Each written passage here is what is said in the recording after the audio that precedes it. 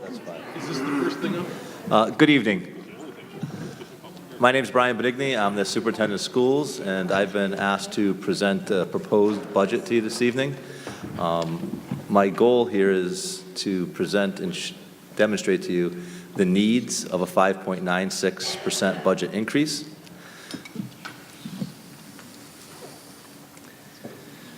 Before I begin with showing many graphs and charts and things, I wanted to start by first describing the needs of what's behind a budget, and the need for it is beyond the numbers. So going along with our theme, the purpose, students and educators must feel that their work has purpose. Without adequate funding, the purpose of what we do day in and day out, that commitment, that part where teachers and students feel the need to grow, is difficult to move forward, creating lifelong learners. As a district, we will build and share understanding of commitment to student achievement of the Berlin learner outcomes. As many are aware, we created some learner outcomes over a year ago, and those learner outcomes have become part of the work that we do day in and day out, and our commitment to students with those outcomes require adequate funding to move forward. District priorities, the passion. Berlin students and educators care deeply about their work. As part of their learning community, they teach, inspire, motivate, and learn from one another. As a district, we cultivate a strong learning culture for both educators and students. The budget is not just numbers. Those numbers are tied back to students. Those numbers are tied back to programs. Those numbers are tied back to staff.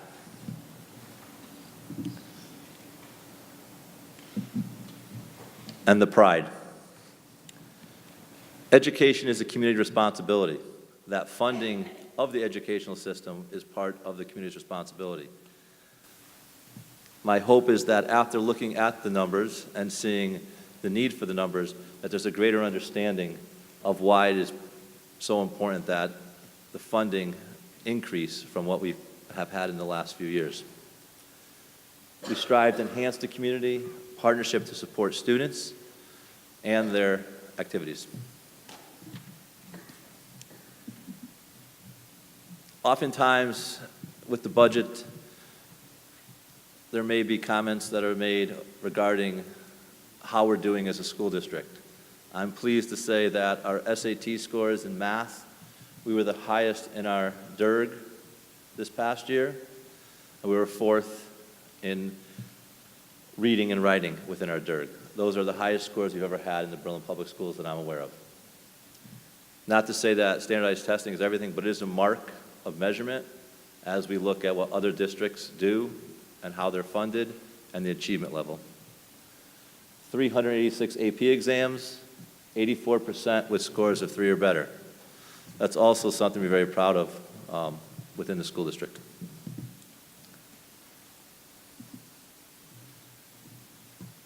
The school district's budget reflects their commitment to the community. Without adequate funding, the school district moving forward will become even more difficult. My concern is not about just the funding for this year. My concern is about the funding moving forward. It's not going to be a one-year fix. I'm well aware of that. But you will see by the end of my presentation, if the trending continues at the 1 point something level, 1.3, 1.4, 1.5, there will need to be reductions across the district. Those reductions, as you'll see as I show you the numbers, those reductions would be to programs, staffing. It's surely not just a supply account when you look at the numbers. So it's the competitive school district. I can say that coming in as an assistant superintendent now 9 years ago, many parents visited the office and said, look at our program of studies at the high school and look at the program of studies of other districts. We now have that competitive high school. We now have a program of studies that I feel is second to none. We are above the state mandated 25 credits in 2023. We've been at 27. And the achievement that we're attaining, as I just showed you, is very positive. The budget numbers to support that are very difficult at the 1% and almost impossible, as I'll show you soon. I want to spend some time with this slide. There's a lot here. In looking at the proposed budget in the 5.96 is on the right-hand side. As you look at each tier, what constitutes the 5.96% increase? Well, I can share with you that within that 5.96% increase, $135,000 of it is actually new staff. New staff. I want to clarify what new staff means. New staff that were never in the district before. So when you look at the top 1.3% of the budget, the new staff that you see there at the 566,820, those staff members are not new. All proposals made by administration for staffing, which there was over $2 million, which you see the X there on the right, that constitutes another 4.6%. That would have been on top of the 5.96%, giving us a budget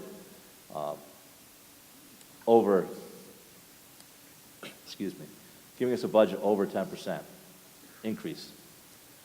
The remaining staff members that you see in the top, the 1.3, there's a school counselor for the high school, our school counseling staff. They're over a caseload, over 233 students per counselor. There are some positions that were cut last year in coordination of fine arts, physical education, and wellness, an internship stipend or partial FTE. Those are the new stipends, or new positions. When you look at the rest of the money that's in that 566,000, those are paraprofessionals that we were mandated to return. We cut recess paras last year to balance the budget. After going to mediation, we were informed by the state that we were mandated to rehire those paras. Not that we didn't want them here, it was a budgetary necessary to balance the budget. Also, there have been teachers that were in grants, that some grants are no longer funded at the rate that they were, and we need to put them back into the operational budget. So that's the 1.3%. If you start now at the bottom, the contractual obligations, that $985,000 there, that $985,000 contractual obligations standing for what teachers contract, almost $500,000 for teachers increases, administrators around $64,000, non-certified $200,000, and then the benefits making up the rest of those contractual obligations. If you look at the black line, our 5-year average budget has been 1.38% increase. So if we were to get a 1.38% increase, everything above that black line going up would not be funded. The concern there is those contractual obligations we are mandated to meet. If the funding is not there for the contractual obligations, then we have to find that funding. So that additional $400,000 almost would have to come from the cuts of programs, teachers. You know, some of it may come from supplies, but you're not going to make up $400,000 from supplies. The contracted services in red, that 0.8% of the overall budget. Our ESS program at Berlin High School, $280,000 of that is the ESS program, which has never been in the budget, which is now in the operational budget. We paid for that last year with end-of-the-year funds. And the other 80-some-odd thousand is for other increases in contractual services.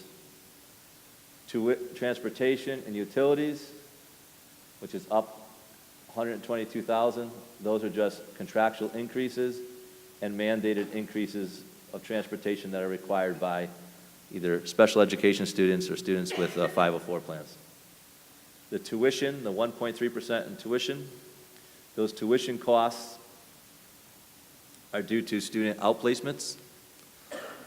We do not control the student population that we have, so we currently have no extra line item for tuition.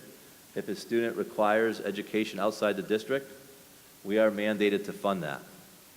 So when you look at the left-hand side, the 4.66%, to me, those numbers are numbers that we can't select and just say we're not going to fund them. Yes, in the past we said ESS is not going to get funded and we pulled that out.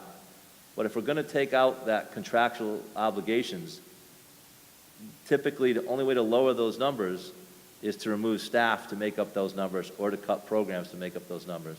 The same thing with transportation utilities.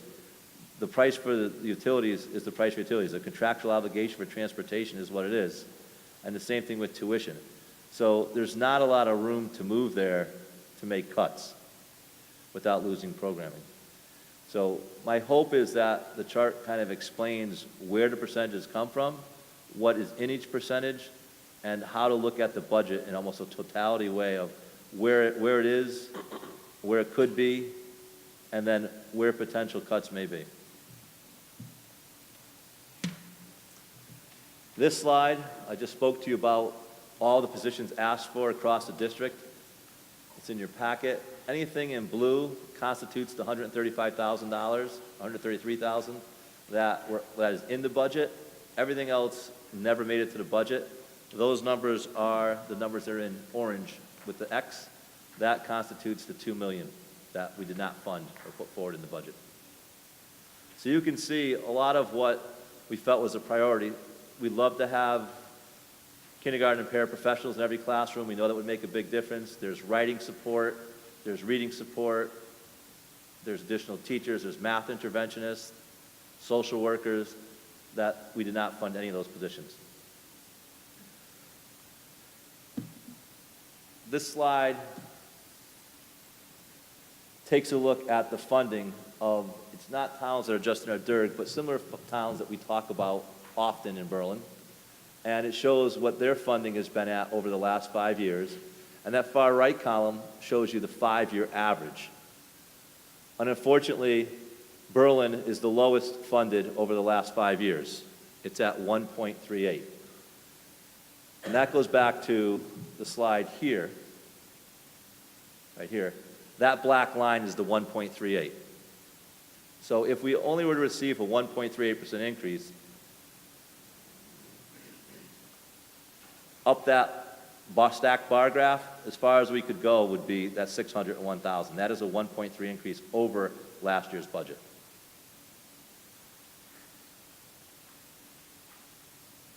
So my hope is that that threshold that we've set at round 1.4, 1.5, that really needs to change moving forward. As to move forward with just contractual obligations, we need more than that. The next slide shows the history of funding. If you look going back to 2012, the requests were at close to 4%, then at 3%, back up to 4%. Last year at 1.9%, 1.99, and this year at 5.96. I think if you took that graph and you just redistributed it across, you would see that most of the funding we'd average out around 3-something across the years. And the red line shows you what was adopted each year, what the budget was passed at.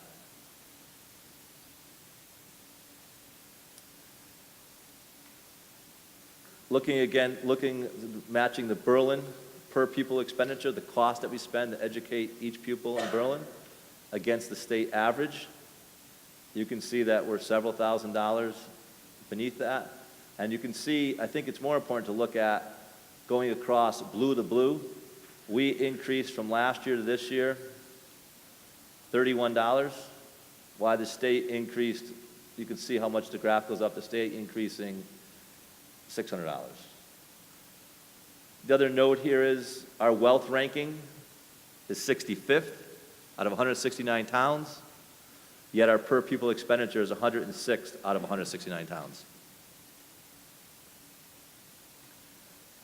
Another way to look at it over time, looking back to 12-13, you can see that we were on the same trajectory as the state average, and we started to widen.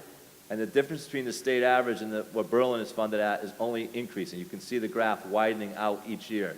last year being the most dramatic.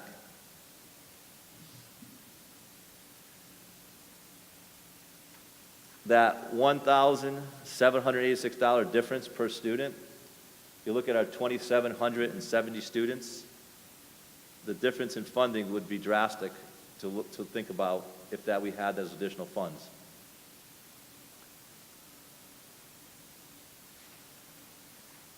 Federal funding, the federal funding is decreasing. Last year, we decreased almost 11%. You can see the bar graph below showing how it's decreasing every year. Tied to those funds, our special education funding has remained relatively stable. Our Title I has decreased drastically. Our Title I account is based on our free and reduced lunch population, but it's also the federal government looking at different formulas to fund that. But we decreased over $100,000 this past year. Title II is our professional development. That's also decreasing.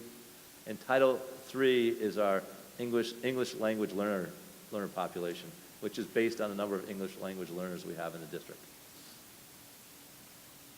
Student enrollment. You often hear that, well, enrollment has shrunk, so has the numbers of teachers decreased? Why isn't the board decreasing the number of teachers if the enrollment's shrinking? I can say it's not a one-to-one pairing. If we're decreased by 30 students, doesn't mean that we can cut one staff member. Those students can be dispersed throughout the district, throughout the grade levels. But I can assure you when I show you the numbers that the number of staff members has decreased as the number of students has decreased. So if you're looking here, this is a graph of the student population going back to 11-12. You have all the elementary I grouped together, McGee and Berlin High School. You can see that the trend, we definitely decreased from 11-12, but you can see two of the elementary and middle school increasing and the high school leveling off. Looking at the projections, we will decrease a little over the next 10 years, but we're not decreasing, it's not drastic, it's almost like 100 students, so it's not a huge decrease over the next 10 years. So we're at a leveling off point as far as our enrollment, based on the projections. Projected enrollment at the elementary. I offer this slide just to show what the class sizes that we have and we hope to have for next year. These are very favorable class sizes for the most part. It's important to note that these are the class sizes that we have come to expect in Berlin. I think that the community has come to expect, and we'd like to maintain. Enrollment at McGee and the high school. So you'll see that McGee loses 46 and the high school gains 22. Still, most of our class sizes, we have a couple bubbles there with 257 and 245, but most of them are around 200, 215. So the response is that the staff size is not decreasing. The number of teachers has not decreased over the years. The number of administrators, number of paraprofessionals. I can assure you that's not the case. Those numbers have decreased and has decreased drastically over the years. Those decreases have been necessitated by the number of students decreasing, but also looking at and knowing how tight the budgets are and making those tough decisions and eliminating courses and programs and options for students to make a balanced budget. So let me just take you through a little here. The administrators, we have 20.6 from 14-15, the 19.6 and 17-18, and 18.6 this current year. Those two positions that were cut were the elementary assistant principals. Teachers, certified staff, back in 2014-15, we had 286. 6 were cut in 15-16. We stayed relatively level in 17-18, and then we cut drastically from 16 to 17. And I go back to that number to balance the budget at a 1.3 or 1.4. Those are the areas that necessitate such a cut. Last year, we cut 3 staff members. Paraprofessionals, you will see an increase there. Many of our paraprofessionals are special education paraprofessionals. The average cost for outplacing a special education student is $65,000. It is often to the betterment of students as well as fiscally responsible to hire a para to provide support to allow that student to maintain their current programming and different programming with additional help in district. So those increases in paras there due to special education needs, which if it's determined during an IEP, it's mandated that we hire those paras. So that's the increase you'll see in paraprofessionals. Clerical, last year we decreased our clerical staff by over 2 positions across the district. Our custodial staff, we decreased last year and then brought another custodian back at the high school out of necessity. Cook managers stayed level. Food service, we were up in 15-16 and we went back down to the numbers we had in 14-15. And unaffiliated, there's a little decrease there. Easier way to look at it, administrators over time, real quickly to see the trend. You can see that we have decreased staff going back to 14-15, and we're definitely hit a new threshold the last 2 years. This executive summary looks at the major accounts, and I won't spend much time on it as that bar graph that I showed you, the stacked bar graph, takes this into account. You're looking at the first 4 items are grouped in the contractual obligations. The contracted service was grouped by itself, utilities and transportation were together, and then tuition.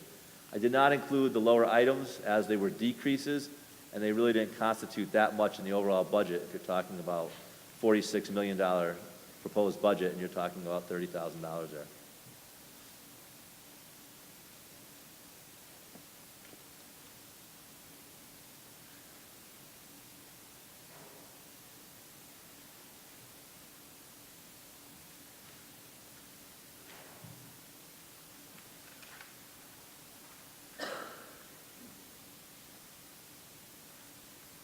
Certified salaries. Education is a people business, so the certified salaries make up almost half of the staffing request. Non-certified staff, another 15%, so we're up to 60. Employee benefits at 15%. Important to note on the benefits, how is the board negotiated with its employees? Every employee has a health savings account at this time. It doesn't matter which bargaining group that you're in, it's a health savings account. The benefit package that currently exists, we looked at switching to other plans that may have been more of a cost savings to the board. We looked at the state plan and discovered that the state plan would actually cost the board if it had more money per staff member. So I think we have a plan that is on par with what other districts have, or even looked at with a little tighter lens than what other districts have, and the benefits. Transportation. Transportation is a big driver in the budget, even though it only constitutes 6.5%. There's the need for specialized transportation warrants individualized vans, paraprofessionals riding the vans. Sometimes this transportation can be in excess of $30,000 per an individual student. So when you see the transportation numbers, there's a contractual obligation that we pay to NBT every year. That contractual obligation increases around 3%. But then the need is if a student needs specialized transportation, we're obligated to provide that. And that's where the transportation numbers can have a drastic swing. I can tell you in the last 2 budgets, our budgeted amount, we've been over that budgeted amount in transportation. And some things I spoke of, the contractual obligations, the transportation for special education, 504 transportation, state and federal mandates, Currently, the Board of Ed owns 34 vans. They range from 2000 to 2017, 2 cars. Older fleet requires increased maintenance. NBT provides the service to the vehicles. We pay for that service of the vehicles. They provide the drivers, but the town owns the vans and the cars.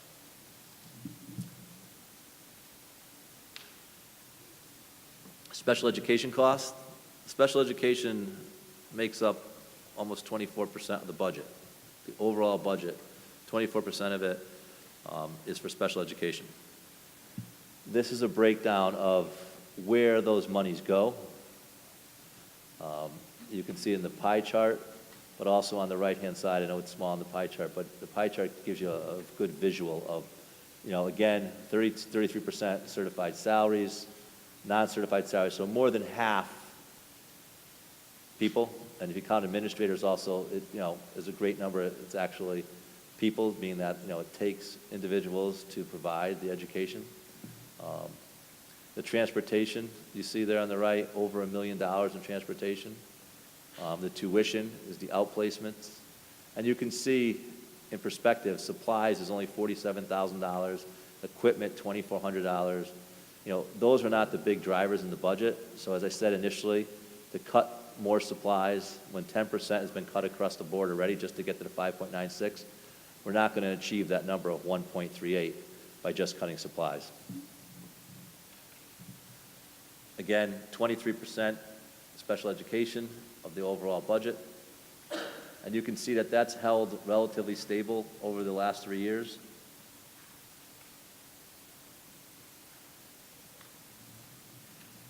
The capital equipment budget.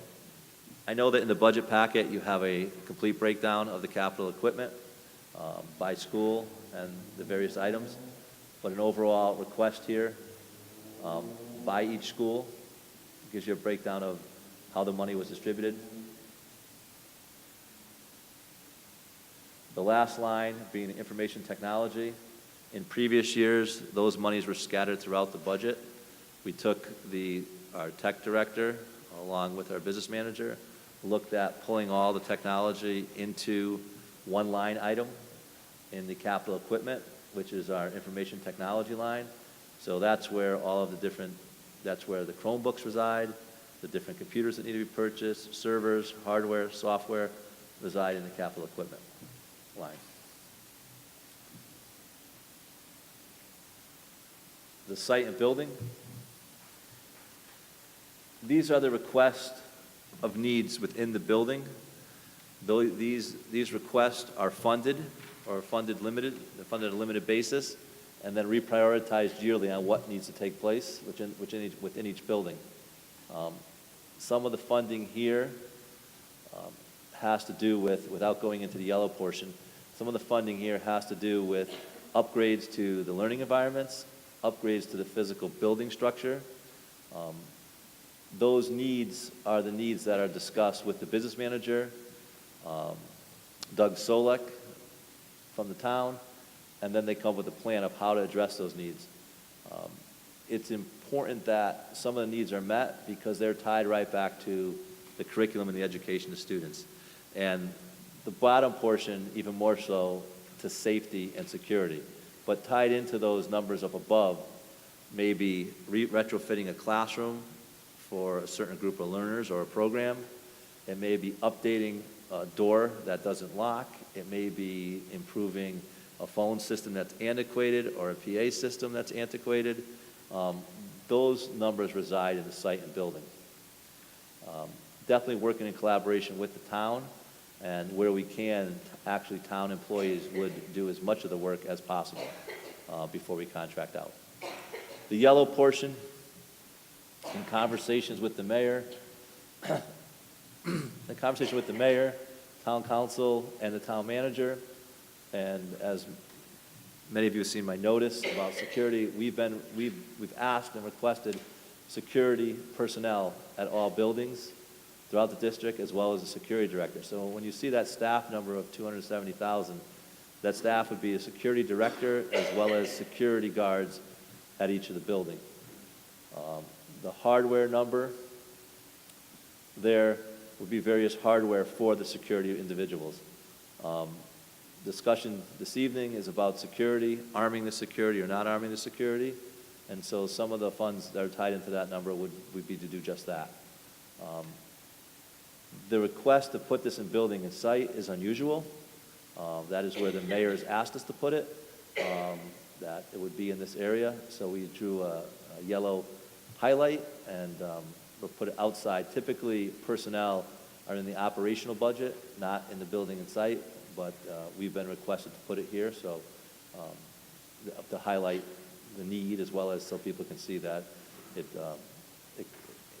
it's falling on it. It stands by itself, that security and staff and the hardware. So.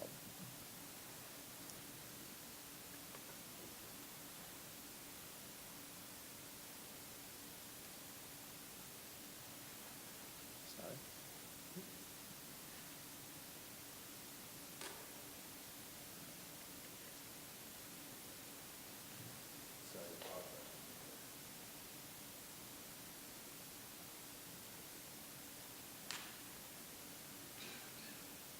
I started the conversation by saying without a substantive increase to funding provided to the Board of Education, we cannot sustain Berlin as a competitive school district with rich educational and extracurricular opportunities for all students. I believe that it is paramount that students do not get shortchanged. And what I mean by shortchanged, that they don't have the same opportunities that the students the year before had, or the year before that, or the year before that. I can tell you that with an increase of only 1.38, or a number that doesn't meet contractual obligations, it'll be very difficult to provide all of the services and opportunities that students have come and the community has come to expect. We must break the pattern of inadequate funding and invest in the future of our children. I wish I could stand here before you and say it's going to be a one-year fix, that if we get the funding this year, the issue's not going to exist next year. But all those contractual obligations that I shared with you, those will be there next year, as well as the benefits, as well as many of those items. So it's not a question of just fixing it for 1 year. There needs to be sustainability in fixing it for the years to come, or we'll have to answer the same question year in, year out. Any questions you may have?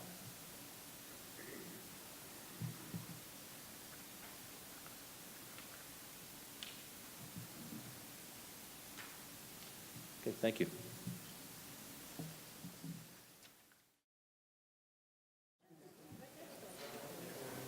We're going to start our February 11th Board of Education meeting. If we please stand for the pledge.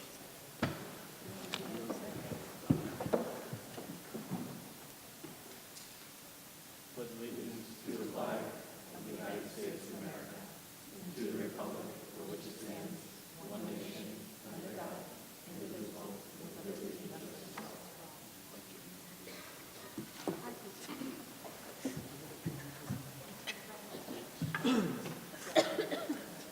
Okay. Next up, we have committee reports and correspondence to the board. We'll start with the report from our student representatives.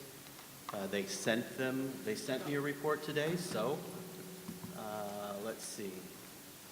This is from Alex Halkias. He said there are currently 6 students that have tested positive for the flu on the boys' basketball team.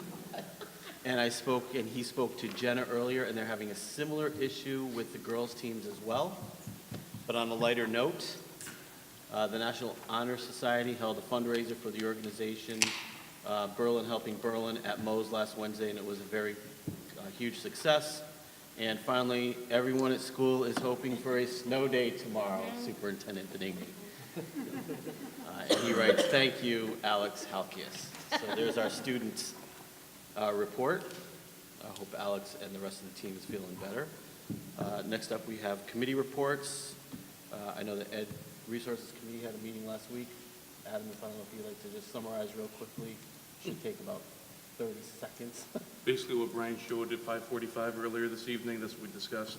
Just kind of going over the numbers. John Richards brought some numbers forward as well with regard to capital. trying to fully understand and appreciate what Brian has been going through along with the staff and administrators trying to put this budget together. So in summary, it's basically what we saw earlier this evening. Thank you, Adam. Correspondence to the board. Has anybody received any correspondence? Brian, anything? Nothing from you? Anybody else received any correspondence to the board? Seeing none, we will move on to audience of citizens. Is there anyone here who would like to address the Board of Education? Mark, come on up. How are we doing tonight? Good, Mark. How are you? Good, good. I need a microphone here, but I'll hear me. I just wanted to say, if I could, a couple words. I know you're going to be talking about school security tonight, so I just wanted to give you a couple thoughts. I've had some meetings, obviously, over the last probably year or so now. I guess time goes by fast with Brian, and Adam was at a couple of them. So we're putting a lot of money, as you know, into security. I know we're going to talk about some of the things tonight, probably the last part of the plan. Obviously, the security vestibules will be on their way soon. We also have the ballot bollards going in front of the high school. That's coming soon as well. We have some other upgrades. I know there's going to be some camera upgrades. We're looking to upgrade some other systems. And finally, I think the final part of the plan that we've been discussing is the security guards and at the different schools. Obviously, the 3 elementary schools have no coverage of anyone. You know, we're happy we have the school resource officers at the high school in McGee, and they're going to stay as far as we know, and we hope to supplement that to start with at least a security director and with the guards at the other 2 schools as well. And the debate, I think the biggest debate that we run into, and I think I know Brian and I have talked about it a lot. Adam was there too for some of those discussions. We checked with some other towns, and we're obviously looking to arm those officers.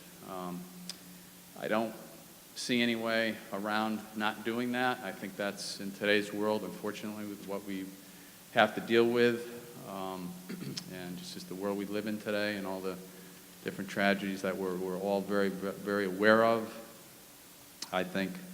And I've heard from residents throughout the last year or two that that's something that some of them want. I don't know what the whole town really wants. That's something that you guys need to debate, your schools, but I think some schools have done it, some have chosen not to in Connecticut.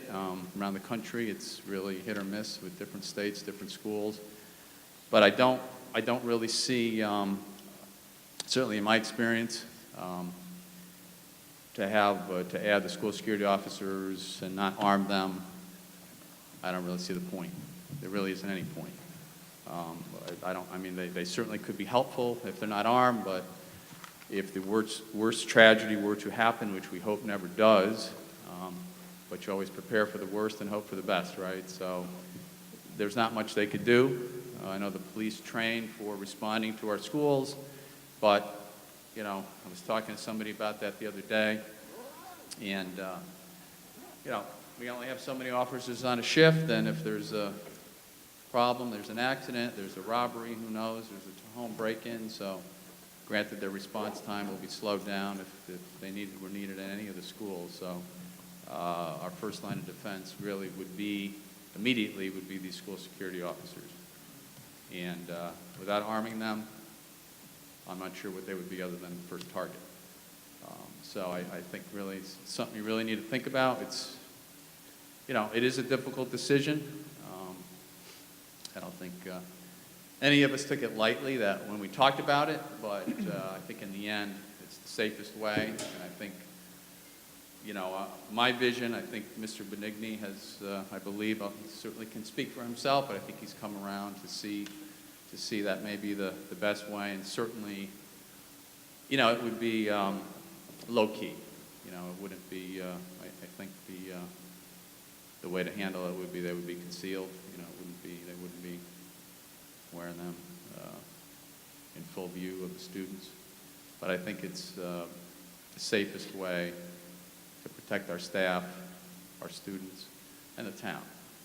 So I just hope you consider that as a very serious option, and the only option. And that's sort of the final part of the plan with all the other security measures we put in place. We're looking to spend, with all this added up, over $1 million we will be spending on school security. If you add it all up, some of it will be reimbursed. On the vestibules, I think we're going to get some of that back. And maybe there's a few other reimbursements there too. So we're putting a lot of money into security for the school system.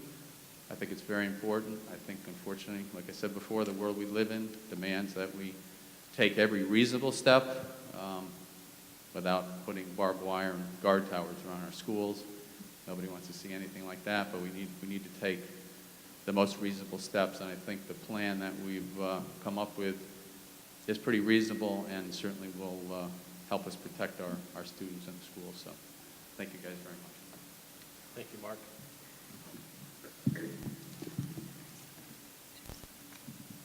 Is there anybody else who'd like to address the Board of Education this evening? Whoever that is does.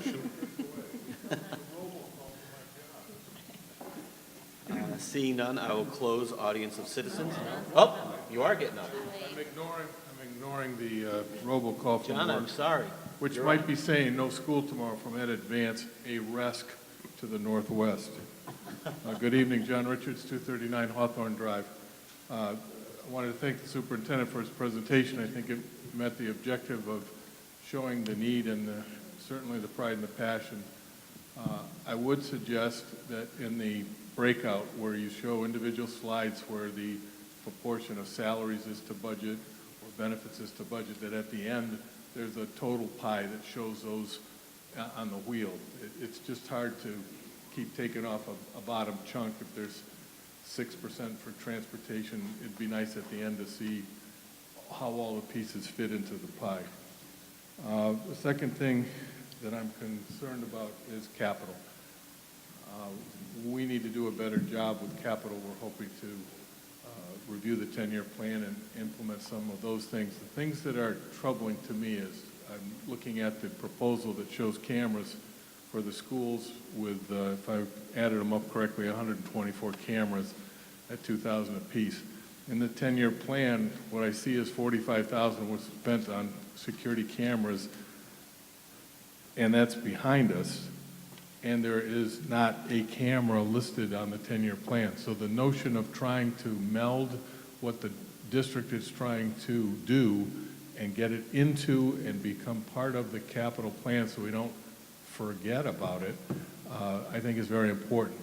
I think in both cases, the notion of how we get from where we are now to where we need to be will probably be a stepwise progression. Certainly, I think it was illustrative to see the 3% dropping to 5 years in a row of 1.5 or less. And I think it's the same type of thing that we need to do for capital. We made a step forward last year. We need to continue to make that step towards where the capital spending per year is appropriate. We can no longer afford to underfund the schools any more than we can afford to underfund the facilities that are in our town in other aspects, whether it's the not-so-sexy roof on Hubbard. There are things that we need to do to maintain those buildings and maintain the grounds around them in terms of sidewalks, plumbing, all of those kinds of things. So thank you very much. Thank you, John. Is there anyone else here who'd like to address the Board of Education? Okay. Seeing and hearing none, I will close audience of citizens. Again, my apologies, John. Next up, we have the consent agenda. Is there anyone who'd like to add or remove anything from the consent agenda? Seeing none, I'll entertain a motion. I move to approve the consent agenda as presented. I have a motion from Carrie, second by Julia. Discussion? All in favor? Aye. Opposed? Motion carries 9-0.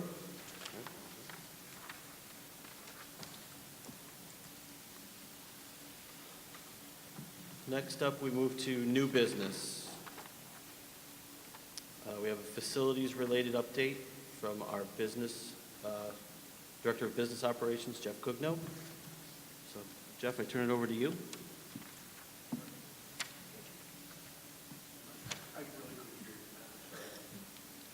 Facilities-related update. Okay, thank you. Then that makes this easy. Next up, we have policy review, policy 6146, the high school graduation requirements. This is a second reading and adoption.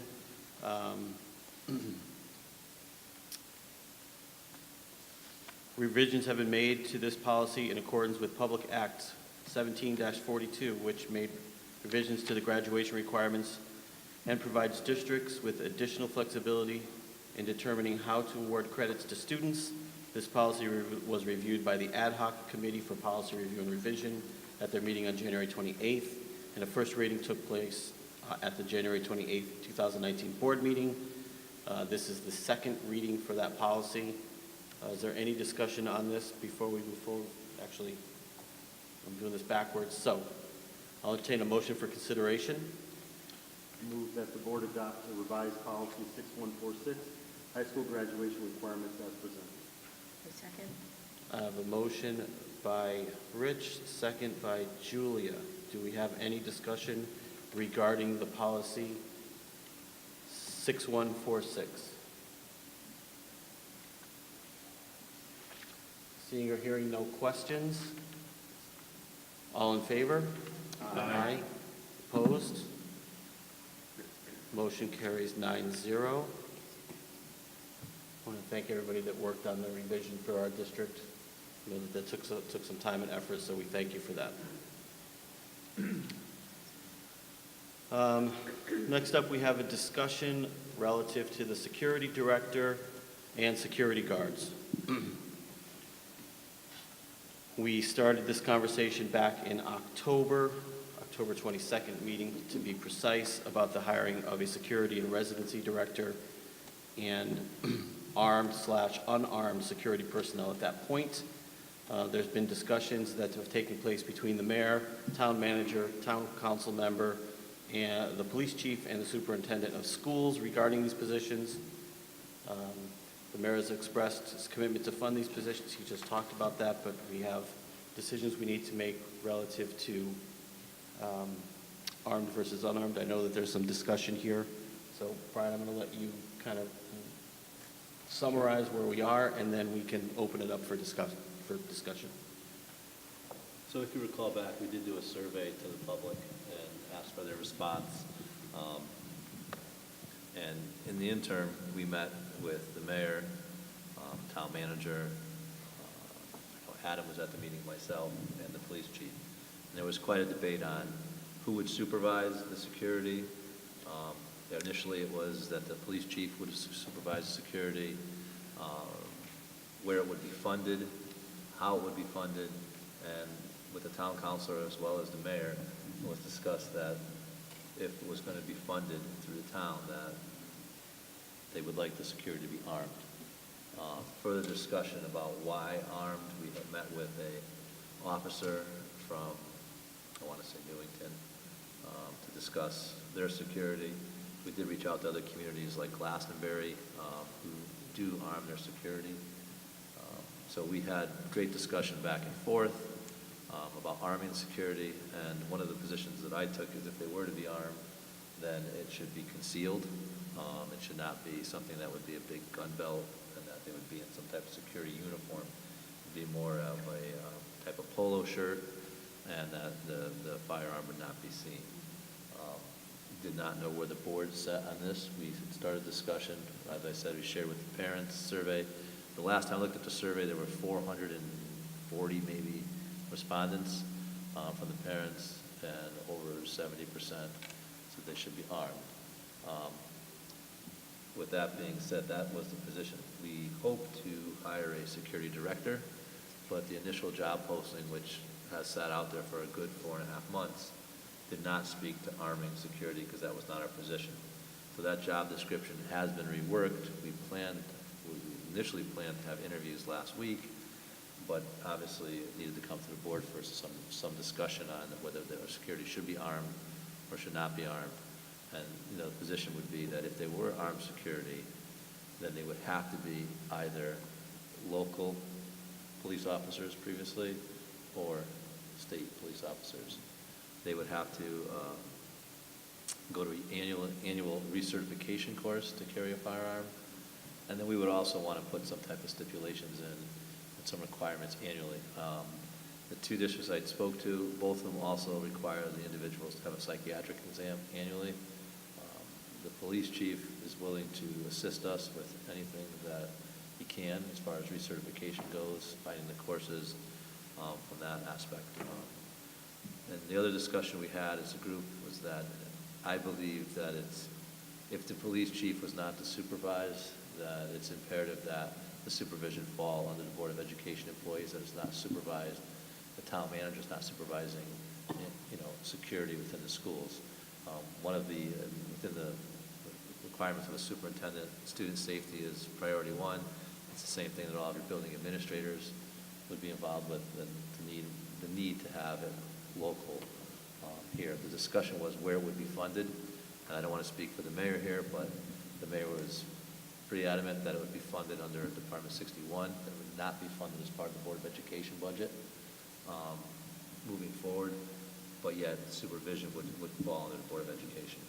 And I don't know, I know it's not always a citizen, Mark, but I hope that I kind of hit all the salient points that we talked about over those several meetings that we had. The number that we talked about, that might be open to debate. I know where I think the mayor's leaning, and I know what we would like to have and what was discussed initially. We would like to have 2 at the high school, 1 at each elementary, and a security director, and the middle school. So we were hoping for a total of 6, including the security director. That security director would also be someone that works on residency. As I said to the board before, we have a number of parents that come to the Board of Education, the registered students. If we want to check residency, it's either myself or our business manager, Mr. Kugno, typically Ms. Holian, that would go out and check the residents. That's different than most towns where they have a residency director. Most of the security positions are tied to that. That person would go out and actually check the residency and monitor that. You think about cost savings and $16,000 plus the $16,400 for the educated student. If a family has multiple students that are receiving education that do not reside in Berlin, the money savings is definitely there. So that person that would be director would also be in charge of the residency portion. So I don't know if the board has any questions or I missed pieces of it. So I think Go ahead, Jamie. In regards to the relationship with the kids, what is the security officer's job duties? Is it to walk around the school? Is it to try and form some relationships with the children? Is it to break up fights? I'm almost, and I'll tell you what my concern is at the middle school and high school level, is that if you have fights, physical altercations that happen, and these individuals are, I don't know if they're physically breaking these up and they're armed, that becomes a safety concern in my mind, that they have a concealed weapon on them that can possibly be taken away from them and used in that respect. I'm not saying that that is likely, but it's a possibility. So I just want to know, for job duty purposes, what is their relationship with the children? it's different than the SRO. We would expect the SRO to make connections with students also, and I think that our SROs do to some degree. But the SROs are limited to what they can do and when they can do it, and the information that they're privy to. The security individual definitely would be someone who would break up a fight or intervene. The expectation would not be that the security individual would be sitting in an office or just sitting at the front desk. They should be interacting in the hallway. They should be out there during passing time. They should be monitoring the building, checking doors, also looking for security issues, as well as monitoring what's going on in the school each day, who's coming in, who's coming out. And they should have oversight of the security beyond administration, who's dealing with, other issues beyond that. So I think it'd be much different than where an SRO would be involved. If an SRO gets involved and needs to break up a altercation between students, you know, as the police chief has told me, and I'll use his words, someone's getting arrested. That's not always the case with the security staff. If we're able to, you know, as it was before there were SROs, break up the altercation, yes, you may have to contact the police if it's at that degree, but it would be something that we brought to administration. I would hope, and I think it's really based on who we're looking to hire, the relationship piece is paramount. We know that those relationships are often what prevent injury to students, whether it be their emotional state or physical state. As far as the, you know, if there was a fight and there's a concealed firearm, I am not a firearm expert. I would have to ask what they do to ensure that they cannot access the gun, you know, without, you know, that it's not just, you know, there's whatever type of holster, whatever it's in. I'm not that familiar, James. I wouldn't want to comment. And I have another question. Is it possible that these security officers could also do truancy work? It's possible, but the question, you know, Bo, it's how often do we want them out of the building doing security, and how broad a scale do we want it, how many security individuals do we attain? You know, if we have what we're asking for, the likelihood of doing some truancy, absolutely. If there's, you know, 2 at the high school plus the SRO, Or absolutely. maybe even at the director, if the director's doing some residency. I'm saying on the cases that are significant, that you know, you need that extra support with. Yeah, but even just interacting with those students and those families within the building, Exactly. that person to have that, you know, their responsibilities are much different than others that are in the building, right? So they could have that time to make the connection with those families. Well, that's what is important to me, is that they have an actual relationship with the kids, because that's what's keeping your Right. kids safe. So that, you know, it would be an at-will employee, so if it's not the right fit, I hate to say that, or that's not what they want to do, I think we look for those individuals that want to make the connection. It's not just, you know, come in and clock my hours. Well, We want that's them to just be it. involved, I know right? it's- And I know it's what you're saying, so Yeah, it's thank like I you. said, it's a, you know, Thank we you, want yes. the That's exactly what I'm relationship saying, piece, yeah. right? That with the people that really want to be there, Okay. right? Yeah, thank you. I have a question. The ones you mentioned in Newington, are they armed? I don't remember.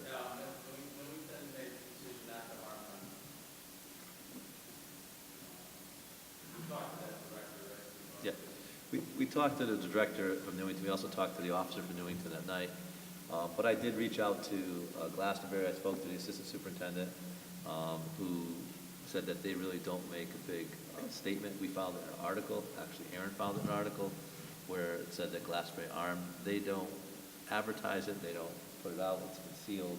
It's really, you know, not made public to say, even though it does happen. The other one that's armed that I shared is Mark Hampstead, I think it's Region 10. The North Haven just went to, but North Haven are officers. They're officers, they're supernumeraries in North Haven. But Region 10, I believe it's Harwington, Mark Hampstead out that way. They've been armed for over 4 years. They were the ones that stated about the psychiatric. But they have a little different model where the state trooper in that area is involved, but they are just former police officers in the buildings. And he said that it's worked out very well for them out there. So. Was there some sort of comparison drawn between those districts wherein there are armed security guards versus school resource officers? Because I'm having a hard time distinguishing the rationale between having a security officer who is formerly a police officer or state trooper as opposed to a school resource officer. My experiences with school resource officers are that they become a part of the community and the fabric of the school, and they do establish relationships, but they are also town employees and members of the police force. Therefore, they come equipped with the training. But I'm just kind of trying to understand why the distinction has been made and why the choice would be potentially for a armed security officer as opposed to a school resource officer. The initial thought, and some of the community members may statement. Now, why not put SROs in the building? The cost factor of an SRO, as the police chief has outlined, is with benefits, everything's over $100,000. When you're hiring a security person, it's typically a retired police officer, so the pay differential is much, much less. And also the whole image of the officer in a uniform and so on is much different. But are they all, because our school resource officer, I don't think was in a uniform. It was a while ago, but The two that we have now are both in uniform. They're always in They're in uniform at the two buildings, and and I could ask, Eileen is here, and I know that she would be willing to share with us, we've had the conversation, the need for a security person and the SRO at the high school level is very important to Eileen, I know that, and very important to how the school runs. The security individual can be involved more with the students and can do things because they're part of the staff. Information can be shared in a different way than what can be shared with the police officer.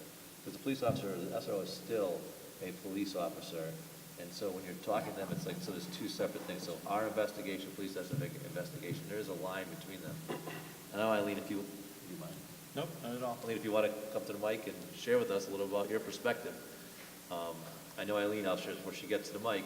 Eileen has shared with me that in her previous position, they had one SRO, I believe, and 4 security. Right? Is that correct? Yes. So the 2 previous districts I worked in, we had a population of around 1,450. We had 4 security officers and 1 SRO in each of the buildings. And they were unarmed security officers, and I'm sure the rationale was because we had an armed SRO in the building. So I have found in my high school experience, first of all, it has to be a really collaborative relationship, and when you're dealing with something that can rise to a fairly intense level, you do have to discuss, you have to have that open conversation with your SRO in terms of at what point do they get involved. And it typically is when there is something criminal connected to it, whether it could be breach of peace or something like that. Versus your security officers. So I just find in terms of security officers, just in terms of having them roam the building, developing relationships with students, they oftentimes have conversations with students and gather really important information that allows us to act in very proactive manners and intervene. I wouldn't necessarily, and I've had a very fortunate experience with my past SROs and the 2 other high schools that I've worked in, that they have also developed very strong relationships with students. But again, there are only certain things that they can do under the guise as a police officer. There are only certain times in which they can intervene. There's only certain information that they can share. So when we get into a situation, we typically have to have a school investigation, and police may have to have a separate investigation if something is then referred to the police, because they are 2 separate processes. and I know, I don't mean to put you on the spot. That's but okay. just because you're in the spot. Anecdotally, of your 2 previous experiences, the security officers you said were unarmed in both cases? They were. And were they formerly So, employed as police officers, or? In the first district I worked in, I don't believe that they were all former police officers. I will say in my previous district in West Hartford, they are all former police officers. Thank you. I can share a little bit about my experience in my district, because I know we have our SRO as well as our school security. And it's nice seeing our SRO walk around the building. You know that's him because he's in his uniform, and if he's not able to be there, then we have someone else there. They're, out and about. But with the school security, we have 2 people in my high school, and they're often seen through the building. They know the staff, they know the students, and, there was an issue with stuff going on in the bathroom, maybe vaping, I'm not sure. But it was nice to see them posted outside the bathrooms every single day. During the highest, frequency of the bathroom. They're in the cafeteria, and they're also out in the parking lot in the morning getting traffic in and out in a timely fashion. I think it's definitely important. I think also with the world we live in today, the world is changing so rapidly, and it would be really unfortunate if we all sat at this table and said that, you know, we don't feel comfortable arming them, there's a tragedy, and that it's too late. I think that if they are managed through the school, like we discussed, they're concealed, they are armed and concealed, and they go for their annual restart and psych eval, that, you know, and they're all former police officers, then we can say that our students are protected to the best of our ability as a Board of Education. That's where I stand with it. I know other people disagree, but I think this day and age, I know as a teacher, there's times where I do get worried about, God forbid something happens, what would I do? I'm not a parent, but I know I would probably feel the same exact way if I was. Thank you, Julie. Thank you. And that was a part of a couple of meetings that we had with regard to security. And I'll just go back a few meetings ago, I think we spent an entire meeting just on security and guards and everything else. We never even spoke of education, which I thought was pretty sad, but we are in this time dealing with it. That being said, when you look at security guards, and we looked in and talked about retired state troopers and or local troopers, or local police officers, those are the only entities based on state statute that are allowed to carry guns in schools. You have to be a retired officer if you're going to carry a gun to school. If you decide to go unarmed, then you can hire any security company out there and bring people in. That being said, in just knowing, talking with several retired state troopers or people that are soon to be retired state troopers, they're in their early 40s. They have kids in the system. They would love a job where they could actually work the same school year as their children. And oh, by the way, they also have their benefits through the state, which is also a budgetary issue. And I hate to say it, but I mean, that is a concern. If you're talking about hiring, 5 to 7 people, the budget has to come into play to a degree. So with regard to arming or unarming, I'm in favor of arming and keeping it concealed. I see no point in bringing somebody into school and arming them with a stapler and saying, here, if something happens, you throw the stapler at them. I mean, if you're going to do it, you've got to go all in. But, expense and everything else alike, it's again, I do think it's sad that we're sitting here talking about it. It is the reality. And as the mayor came up, I mean, we've had some great meetings and looking at other districts, and it's become more the norm than anything else. And just, and then the debate of whether to have it funded through the board or through the town, it's not the responsibility of the board of the town, so it's more of a human responsibility to protect children. So I think we can agree that it's not a fight that we're going to get back and forth with, because, it's going to happen.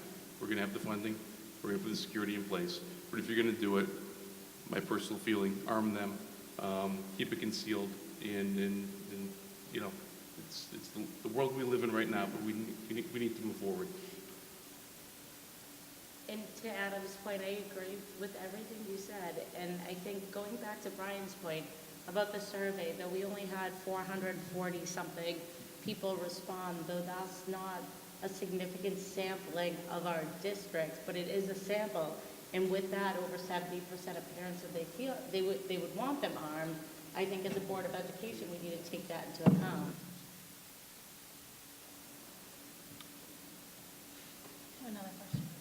What training are they going to have as far as, and I understand that they will be school, they're retired officers, state troopers, but when you're in a school system, the mental health of children is different than I think what they might have dealt with out in the field or whatnot. I'm not saying that they wouldn't deal with kids, but if we're looking at school safety and, making sure that the school is safe and we're keeping them protected from outside entities or whatnot, are they walking around, especially at the elementary school level? My thought would be, okay, well, you have recess, so that is a very vulnerable time. So are they outside during recess, and is that the entire day because you have different times that each of the grades is out?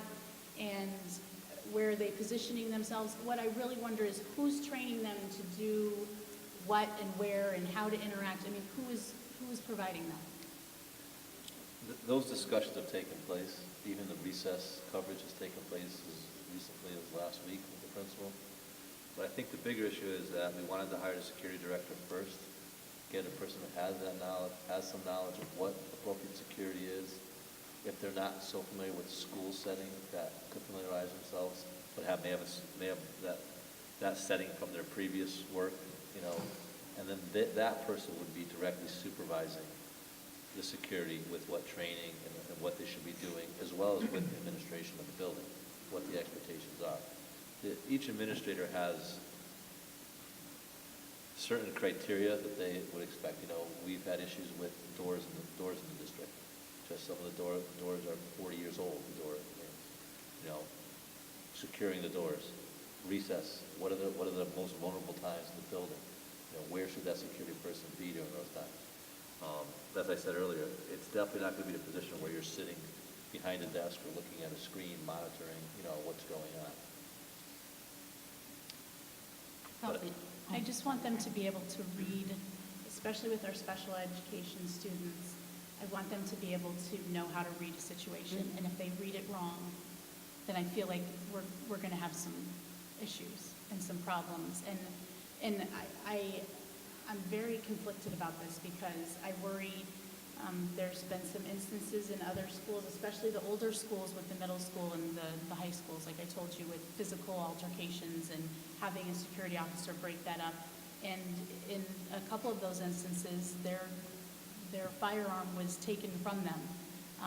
Maybe not in this state, but it could happen. And so I just want to make sure that we're looking at every aspect of not only their own safety, but the safety of our students, how we're training them, what we're expecting of them, and that we understand that our population of kids, we have a whole spectrum, you know, of different needs and whatnot. So it would be important that whoever the director is that we hire would understand this and ensure that the training that these security personnel receive is adequate to making sure that our kids are safe and that we don't put them in more harm, you know, put more harm towards them than what we're trying to do to protect them. If that makes sense. It absolutely makes sense. I mean, I think there is some trepidation of hiring someone who's not skilled with working with youth or varied youth and students with varied ability, and you know, so I think there's going to be an acclimation period. I mean, unless we have people that have already worked in a school and this is something that they're familiar with, or they have that, you know, that knowledge, that background. But you know, many of the individuals may have coached before. I mean, I think we have to look at what the applicant pool looks like. They may have been a youth officer somewhere. I mean, we don't know. You know, we don't know. You know. I just want them to be, because I know that we're trying to keep them safe from the outside, but what we're really doing is that a lot of stuff happens in the school. So yes, there's that chance that something from the outside will come in, but there's normally some sort of relationship or some sort of something that connects them to school. So Absolutely. I But just want to Brian, make sure. I have a question to Jamie's point, like, do you think there is a possibility that in the applicant pool, there might be enough people who have experience being SROs or youth officers or, you know, coaches, so on and so forth, where they understand kids, and then from there, they can go through various district training, and then maybe even understand the PMT or CPI training and how the schools are required to handle that. Though they might not ever be restraining, but understanding how it's very different in the school versus as a police officer. I think that's going to be I know that was a paramount. loaded- No, I think it's going to be paramount their success. You know, you're not just going to. We're not going to just place an officer in and say it's. There's no familiarity with students and how the building operates and expectations from the educators.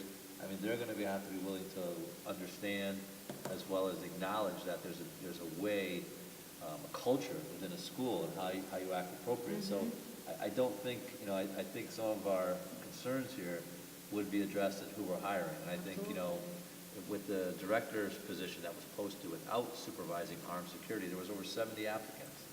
So I think when you post for a security position, you're even going to have a greater number of applicants. So I think we're going to be able to pick some really good people. and then train them appropriately, you know, in what the needs are for those individuals.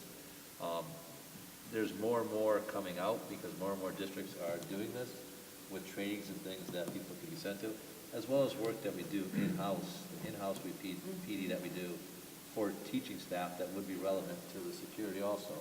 You know, with our ESS program, we've had several sessions last year dealing with the emotional well-being of students and so on, which would have been totally relevant to these positions too. So I just don't want people to think it's going to be, we're going to bring them in and they're going to be, okay, you're just security, and whatever background they have, that's where it's going to end. That can't be the case. But I think disposition matters as much with the people that we hire, you know, and that, you know, there would obviously be multi-layers. I know that the mayor originally volunteered his time to interview for the directorships. Anyone that's hired would obviously come through a final interview with me. There'd probably be, you know, the director would be interviewing the building administration, so there'd be multi-tiers of interviews also. That was my next question. Who's going to be on the hiring committee to, I mean, because I'm sure that definitely some of us would want to be on it.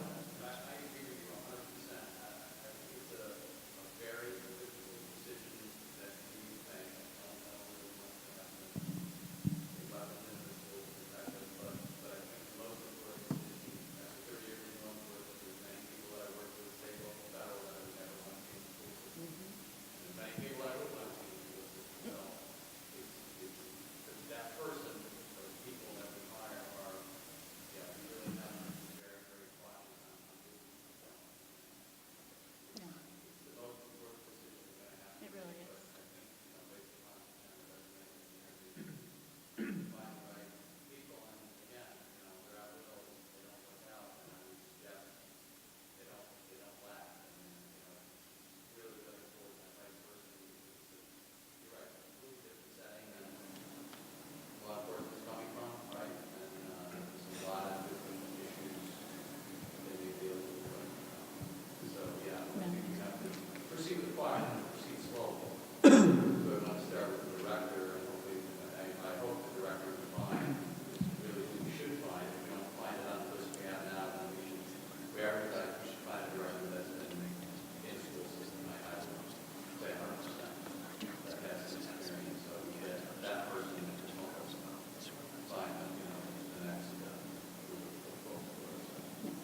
Is it a union position? And I think just have some faith in the process. You've got professionals that are going to be part of the hiring, and I know the applicant pool is going to be just continue to grow. So to your point, I think that you'll definitely have some very experienced people. Are you opening up that hiring committee to include us that wants to? Because I would love to sit on that, just because it We makes me initially very planned the nervous. meeting, but we then did not go forward because we didn't repost it. The current position is not posted, and the board's going to make a determination hopefully tonight. The original position is not posted for armed security. So this individual, the director, has to be able to be armed also, as well as who we hire. So we have to change the posting, which may eliminate some of the current candidates. But as far as the committee structure, it was myself, the mayor, and the police chief. I know we're gonna, but obviously if the Board of Education member wanted to be sent out, I don't have, you know, another administrator, maybe, I don't have, I'm open to the committee being as large as we'd like it to be. I don't have an issue with that. Brian, can I ask you something? You said a second ago that there's a trend in districts to go towards security guards, and I didn't know if you meant that there's a trend toward districts to go for armed security guards or security guards in general. I couldn't speak about whether it's a trend to go armed or not. I can speak that there is a trend for districts to moving towards security guards. I've got no problem with the security guard part of it. We have, I think, 6 in our building, all unarmed. We've had that my whole 15 years at the high school. So I can't speak to whether it's, like I said, armed or unarmed, but I can speak to that more and more districts are moving to armed, not to armed, to security within the buildings. If districts don't have security, they're moving to it. Each incident that occurs, you know, across the country prompts other districts to move in that direction. I think there's a greater pressure to have security in the building and a greater need, to be totally honest. I think the need's always been there, but I think the need's even greater now. We know that we have more students who have social emotional issues than we ever had in the past in the schools. You've heard Linda shared that with the board repeatedly. If you look at our request for this year, the number of social workers and things that were requested, the addition of a counselor for, various reasons, those things are warranted. And the security is part of that because, as Jamie said repeatedly, that it's the relationships that individuals have. And oftentimes, it's those individuals that are not assessing the students with a grade that make the greatest relationships with the students. So, those, whether it be a coach that, they're playing for, an individual that just says good morning every day or talks to them in the hall about how was your day or is a little bit involved, or maybe, sees them after school hanging out. Those are the people that, students gravitate to and share what's going on in their life. Oftentimes, that they're not, in that classroom with that teacher getting grading. And sometimes it is a teacher. I mean, it's different, but I think that, I think the security personnel has to have the disposition to do just that, to be encouraged to make the relationships with the students. I would agree. I do want to follow up. I'm having a very difficult time with the arming part of this. Very difficult time. I respect the fact that Mark said he's got 30 years in law enforcement. I've got 33 in education. There's something, I'm not sure that I can articulate exactly what's bothering me about this, but it feels wrong. I have no problem with SROs and the police in the buildings, and I'm not sure that I could actually articulate it enough to convince somebody that I'm right and they're wrong. But we're going to have the vestibule traps. We have security cameras, hopefully that'll be hooked up to the police department. We have other safety measures that I don't want to get into here. I have a very difficult time with the concealed weaponry and sitting out at recess with concealed weapons or at the front table with concealed weapons. It does take a special kind of a person to be able to be around kids and understand that, as you've explained, it's not the same thing as being on the street as being a police officer. It's completely different. You're dealing with 7, 8, 9-year-olds who have mental illnesses in some case. And the truth is, the people who shoot up schools, I can't believe I'm talking about this, are other children. And what is it going to take for somebody to say, okay, are they going to make that judgment in that split second that they can take a life and be wrong? And it's going against my instincts. And again, I'm not sure if I could convince somebody that they're wrong, but it's just a gut instinct answer. I agree completely with the need for security guards. It's the arming part that I have an issue with.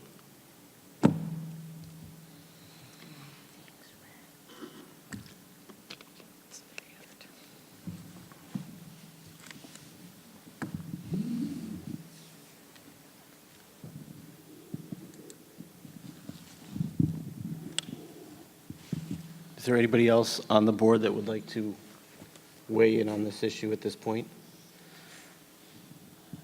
I'm going to echo what some others have said here. First off is I think it's sad that this is the conversation that we're having, and we're not talking about how we are going to be introducing new programming or something else for our students, but we're talking about bringing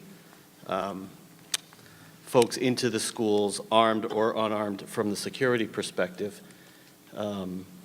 There is, for me, I'm wrestling with the armed versus unarmed, but I think that I am probably now leaning towards the side of armed, with the understanding based on what Mr. Salinas said relative to, by statute, they can only be former police officers or law enforcement that can carry a weapon in a school.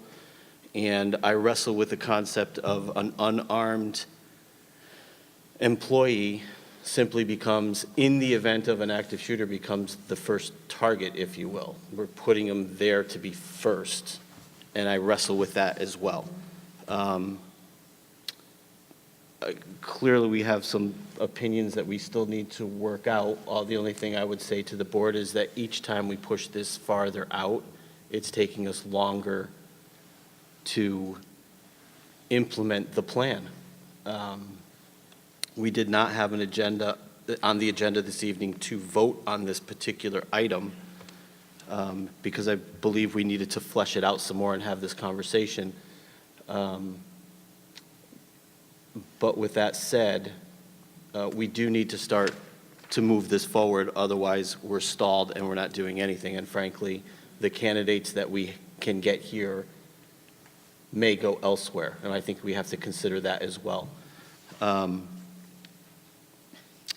Relative to the director, I don't have any issue in my head that that particular person is armed, frankly. I agree with the concealment, but I don't have an issue with that, and I think that it's part of, it's kind of step one, is we hire the director, and then we branch down from there where that person is going to be active, involved with hiring who our next security folks are. But we've been going around with this since October, and I think that we need to move it forward. And if we have folks that feel strongly that they go unarmed, then I tell them to vote your conscience and vote against armed. If you feel that they should be armed, then you should vote for armed when we have that on the agenda. When's our next meeting, Brian? We're meeting in 2 weeks from tonight, 2 weeks. so tonight's the 11th.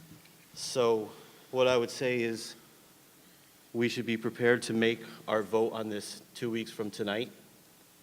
And that way, the superintendent and the committee that he puts together has the instructions to move it forward. So if there's not further discussion, we can close this, but if anybody would like to add. Jamie, go ahead. As far as the job description for the director, is it possible that with the potential understanding that we might have the armed guards underneath that individual, that in the job description, because I know it's not there now as a supervisor to these other positions, that it is stated about what we expect as far as what kind of qualifications we are looking for this individual to have in hiring those underneath, you know what I'm saying? I just want it to be specific in what we're asking this person to do. That's a huge responsibility to oversee these other individuals. We're putting a lot of trust in them to oversee and ensure that these other candidates or whoever we're going to hire are trained accordingly and given the correct whatever they would need. That's obviously not for me to say. But I know now when I read the last job description, it was really kind of based not on this. It was based on what we were looking at before.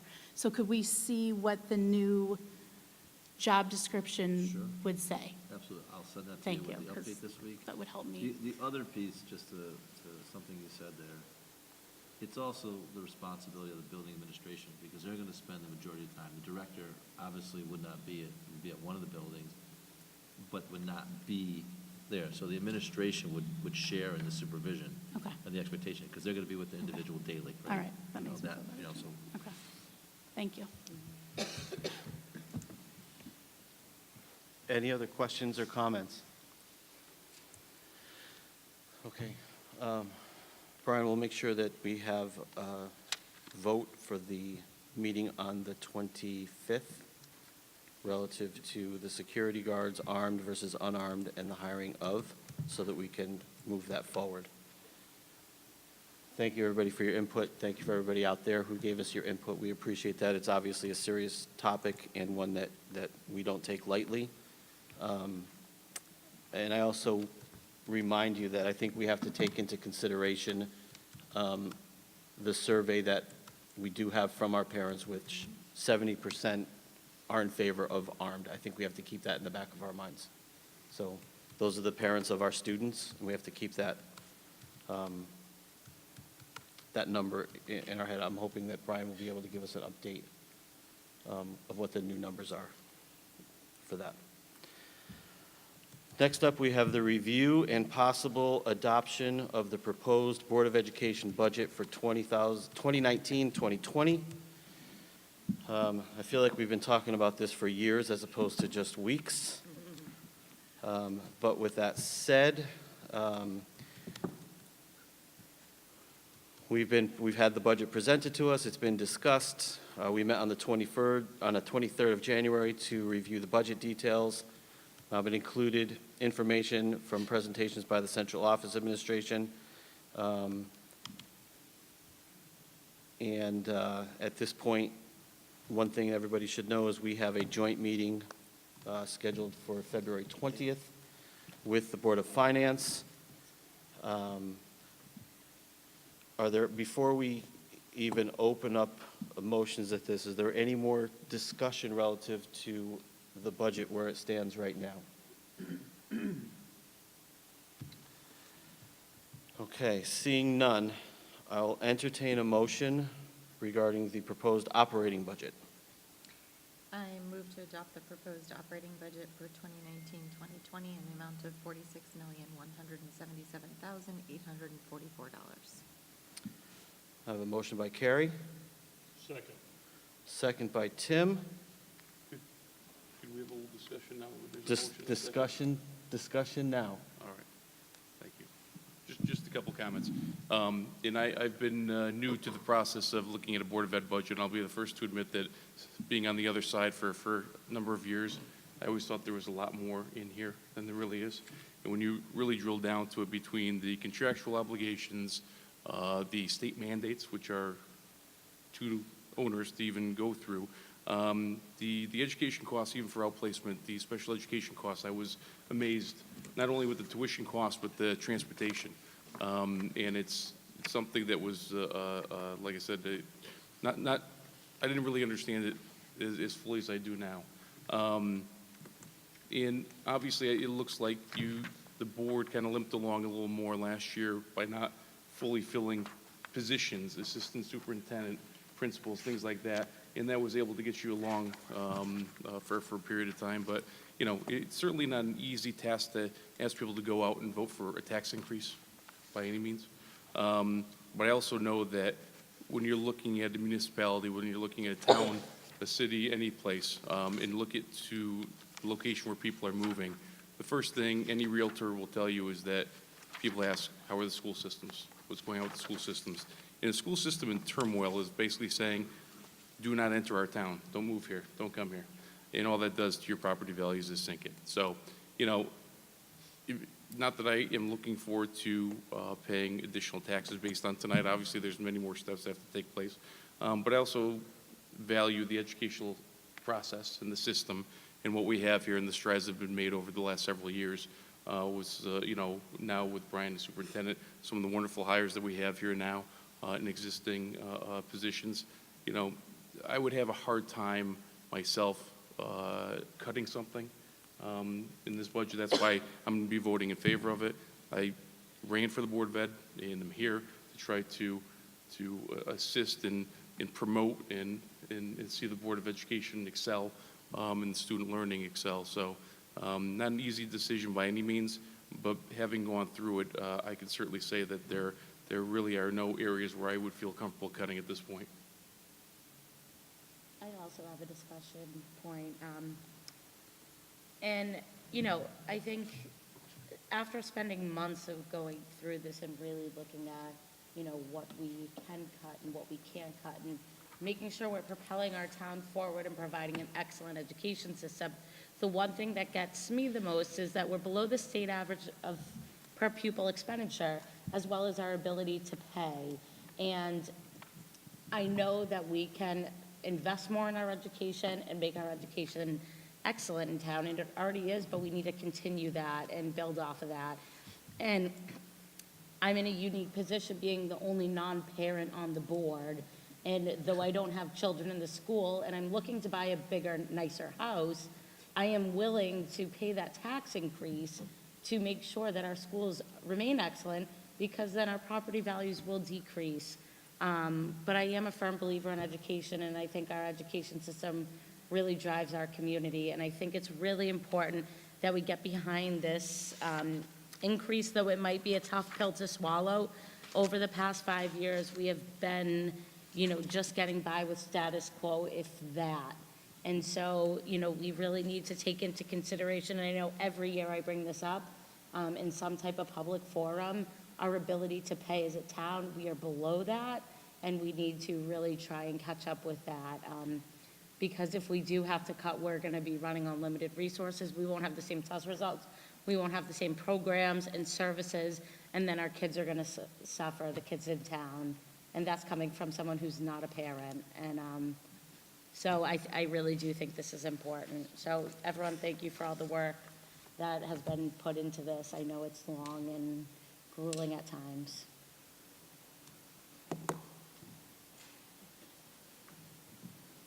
Anyone else?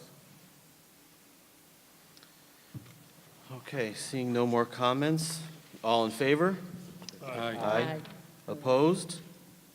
Hearing none, motion carries 9-0, adopting the proposed operating budget. Next is a motion to adopt a capital budget. Karen? I move to adopt the capital budget for the 2019-2020, for 2019-2020 in the amount of $1,275,000, which includes $963,800 for information technology. Second.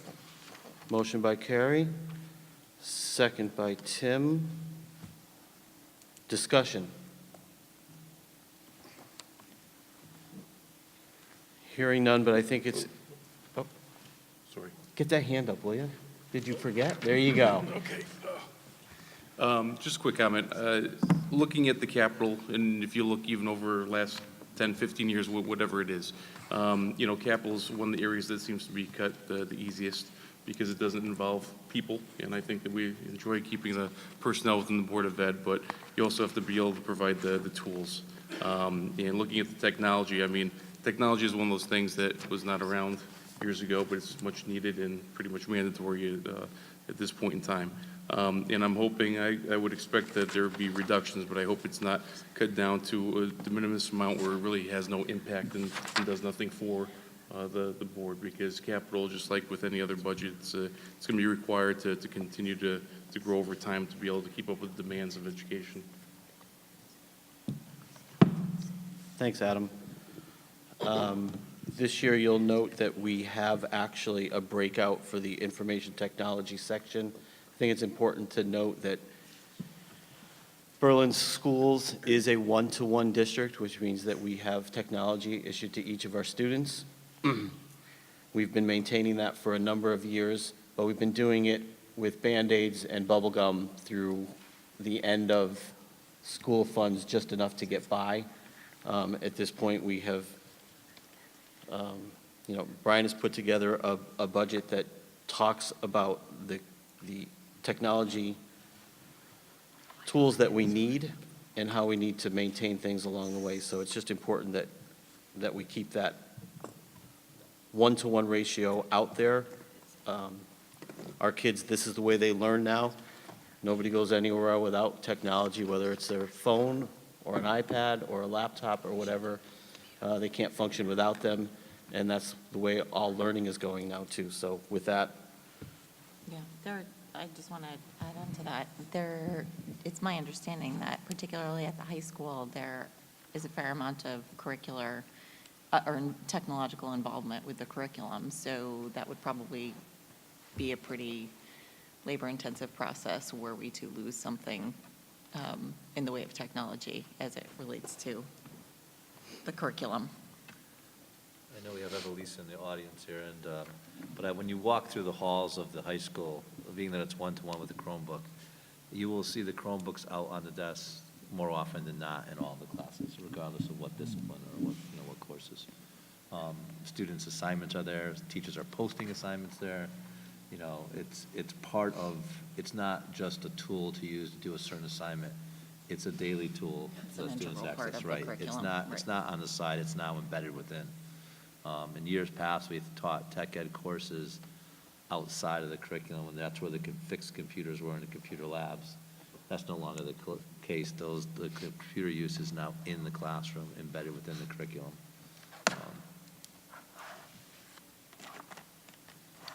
any other comments? Seeing or hearing none? All in favor? Aye.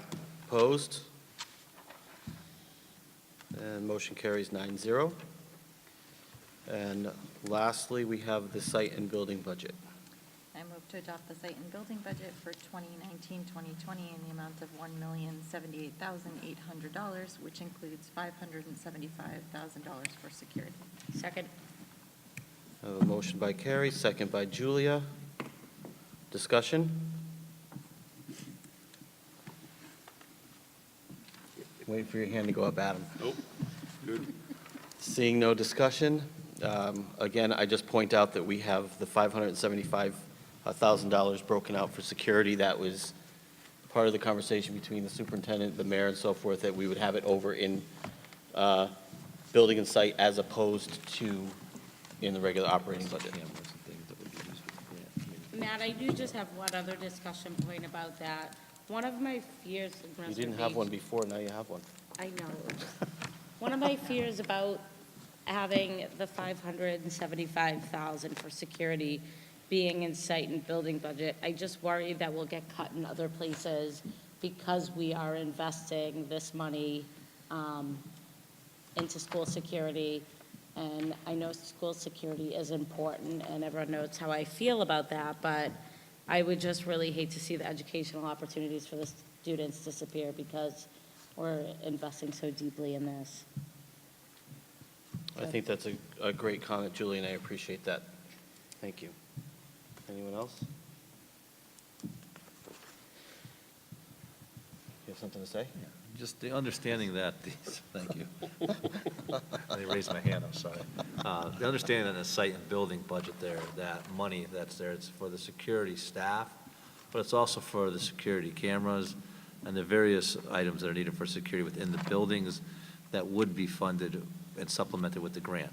So that's also in there also, where we do have the Phase 3 and Phase 4 grants, which cover, all the buildings, and some of the security upgrades that would be made within those buildings, including the vestibules, including the cameras, the additional cameras in the building, and door locking mechanisms and so on. Thanks, Brian. Anyone else? Hearing none. All in favor? Aye. Opposed? Motion carries 9-0. Last up. Move item- to adjourn. I have a motion to adjourn. Do I have a second? I'll second. Motion by Julie, a second by Jamie. All in favor? Aye. We are adjourned.